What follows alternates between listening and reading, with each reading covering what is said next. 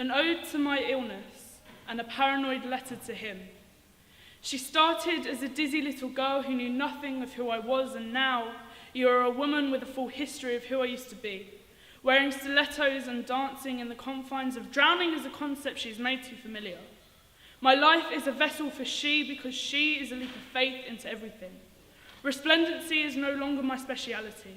You're working against me, allowing the Seven-Nation Army to hold him back, but not you, lady, you are nothing compared to this presence of emptiness is bound to my head, and now I know that it is his love that cannot exist in your deafening silence. You made him uncredible, and because of you, he'll learn to love someone else. He'll forget he ever saw me and render all love I gave to him as worthless. I will always be aware of all of the space I take up, twice as much space as him, and because of you, I can barely look at him, and because of you, a wave of undeniable elegance rips through your veins while it dances the salsa with words of my acquiescence. On your tongue will dance until nightfall. And when the rain falls, you will see streetlights with your name will glisten with empathy for all those before I was nothing. In these gutted streets can make the strangest sounds when you're around the moon. The text screams she'll be back soon. And I'm reminded of how she can tell him not to talk. I can't look at him without my heart skipping a beat, even though I swear I love him so much.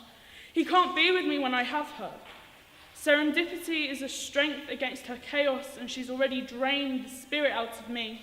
I can't save a dancer from the salsa, and I'm reminded of how what you want is always infectious. It's adding to our death wish. You are a perfect isolator and make-believer. What am I going to say to him when he sees me talking to the fairy dust people you made so I would never be lonely without wondering if he ever meant it has turned into my daily routine? Because he is a salsa dancer turned into this blame game caused by you. Soppy names sound like a pack of wildfire is spreading through my lungs, and his smile, his eyes, are too much to handle as being thrown at me, and you're not telling me how to control it.